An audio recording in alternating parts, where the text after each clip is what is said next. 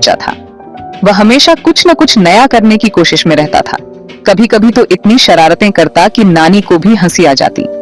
उसके पास नरम सफेद फर और चमकदार नीली आंखें थीं। उसकी आंखों में एक चमक थी जो उसकी जिज्ञासा और ऊर्जा को दर्शाती थी। उसे नई नई जगहों को एक्सप्लोर करने में बहुत मजा आता था, चाहे वह घर के कोने हो या बगीचे के फूल।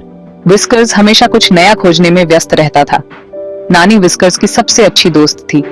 नानी ने विस्कर्स को तब से पाला था जब वह एक छोटा सा बच्चा था। नानी के पास एक प्यारी सी मुस्कान थी और उसके हाथ बहुत ही नरम थे। जब भी नानी विस्कर्स को सहलाती, वह तुरंत ही शांत हो जाता। नानी को कहानियां सुनाना और गाने गाना बहुत पसंद था। हर रात वह विस्कर्स को एक नई कहानी सुनाती और वह उसकी गोद में सो जाता।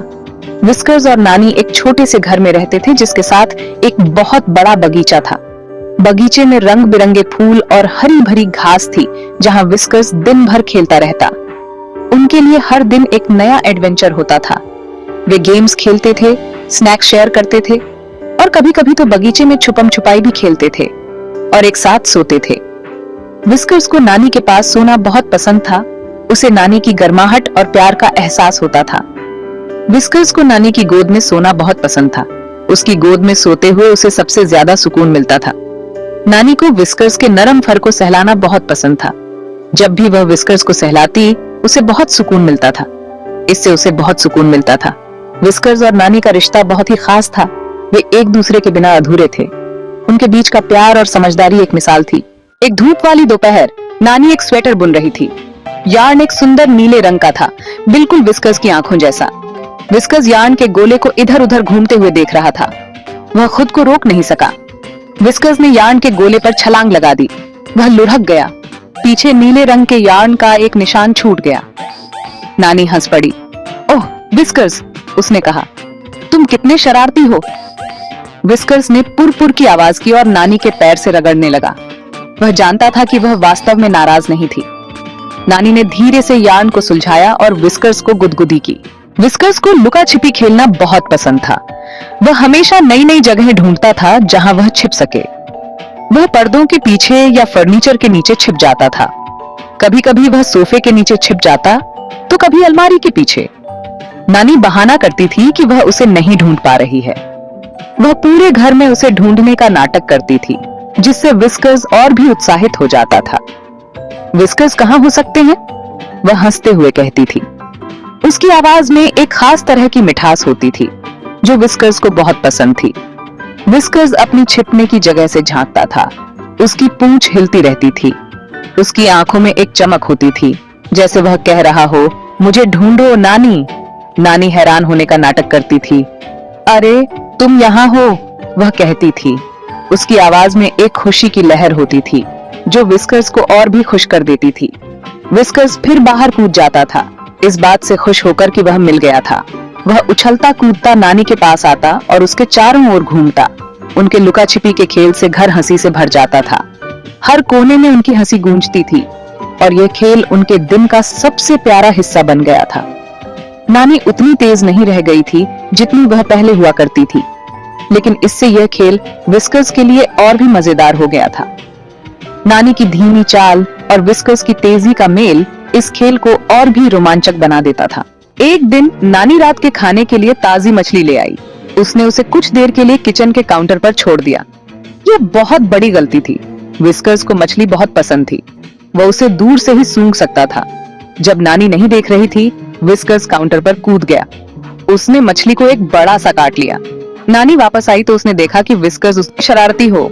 नानी को पता था कि विस्कर्स को सही और गलत की परख कैसे करानी है। जब वह शरारती होता था तो वह उसे प्यार से डांटती थी, लेकिन वह हमेशा उसे गले लगाकर और चुंबन देकर माफ कर देती थी। विस्कर्स ने नानी के यार्न के साथ नरमी से पेश आना सीखा। उसने सीखा कि मछली चुराना अलाउड नहीं है। सबसे महत्वपूर्ण बात यह है कि उसने सीखा कि नानी का प्यार बिना किसी शर्त के था। भले ही वह शरारती था, विस्कर्स एक अच्छा श्रोता था। वह नानी से बहुत प्यार करता था और एक अच्छा बिल्ली का बच्चा बनने की पूरी कोशिश करता था। विस्कर्स और नानी के बीच एक खास रिश्ता था। वे एक दूसरे को बहुत अच्छे से समझते थे। वे एक दूसरे की जिंदगी में खुशियां लाते थे। नानी के प्यार ने विस्कर्स को सुरक्षित और प्यार का एहसास दिलाया। विस्कर्स की शरारतों ने नानी को हर दिन हंसाया। उनकी दोस्ती उस प्यार का प्रमाण थी जो इंसानों और जानवरों के बीच हो सकती है। वे दो आत्माएं थीं, एक जवान और एक बूढ़ी, जो प्यार के अदृश्य धागे से जुड़ी हुई थीं। उनके दिन गले लगने, खेलने और खुशी के पलों को एक साथ बिताने से भरे होते थे। उनका रिश्ता अटूट था, जो प्यार, हंसी और थोड़ी शरारत से बुना गया था। नानी के साथ हर दिन विस्कर्स के लिए एक नया एडवेंचर होता था। उसने नई चीजें सीखी और अपने सबसे अच्छे दोस्त के साथ दुनिया को एक्सप्लोर किया। नानी ने उसे बगीचे, पक्षियों और बदलते मौसमों के बारे में सिखाया। विस्कर्स ने बदले में नानी के जीवन में ढेर सारी कहुशी और हंसी भरी। उसने उसे जिंदगी की छोटी छोटी चीजों की कद्र करना सिखाया। एक गर्म धूप, एक नरम पुर की आवाज, शांति का एक साझा पल। उनके एडवेंचर चलते रहे। उनके दिनों को प्यार, हंसी और उनके खास रिश्ते से भरते रहे। वे एक अजीब जोड़ी थे, लेकिन उनकी दोस्ती देखने लायक थी। नानी अक्सर कहती थीं, अगर हम ध्यान से सुने तो जानवर हमें बहुत कुछ सिखा सकते हैं। उनका मानना था कि उनका प्यार बहुत ही शुद्ध और बिना किसी शर्त के होता है। विस्कर्स ने नानी को पल में जीना, छोटी छोटी चीजों में खुशी ढूंढना सिखाया। उसने उसे याद दिलाया कि जिंदगी में प्यार और हंसी सबसे जरूरी चीजें हैं। विस्कर्स भले ही एक शरारती बिल्ली का बच्चा था, लेकिन उसका दिल बहुत अच्छा था और नानी अपनी समझ और दयालुता के साथ उसके लिए एकदम सही साथी थी। उनकी कहानी हमें याद दिलाती है कि प्यार सबसे अनपेक्षित जगहों पर भी खिल सकता है। यह इंसानों और उनके जानवरों के बीच खास रिश्ते का प्रमाण है। नानी ने हमेशा कहा कि जानवरों के साथ बिताया गया समय कभी व्यर्थ नहीं जाता। विस्कर्स के साथ बिताए हर पल ने उन्हें जीवन के छोटे छोटे सुखों का महत्व सिखाया। उन्होंने महसूस किया कि जानवरों के साथ एक गहरा और सच्चा संबंध बनाना कितना महत्वपूर्ण है। विस्कर्स ने नानी को सिखाया कि कैसे हर दिन को एक नए अवसर के रूप में देखा जाए। उन्होंने यह भी सीखा कि सच्चा प्यार बिना किसी शर्त के होता है। विस्कर्स के साथ बिताए गए समय ने नानी को यह सिखाया कि जीवन में सबसे महत्वपूर्ण चीजें अक्सर सबसे सरल होती हैं। उनकी कहानी हमें यह भी सिखाती है कि जानवरों के साथ बिताया गया समय हमें जीवन के असली मायने समझा सकता है। नानी और विस्कर्स का रिश्ता एक ऐसा उदाहरण है जो हमें दिखाता है कि प्यार और दोस्ती किसी भी रूप में आ सकती है। यह हमें याद दिलाता है कि जीवन के सबसे खूबसूरत पल अक्सर सबसे साधारण होते हैं।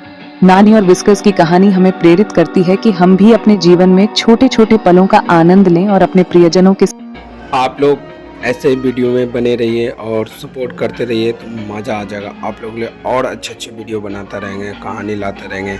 आप लोग देखिएगा तो कुछ कहानी से सीखिए और अपने आसपास के वातावरण में वैसे अनुकूल होइए और अच्छे से व्यवहार कीजिए तो आप लोग को मज़ा आ जाएगा।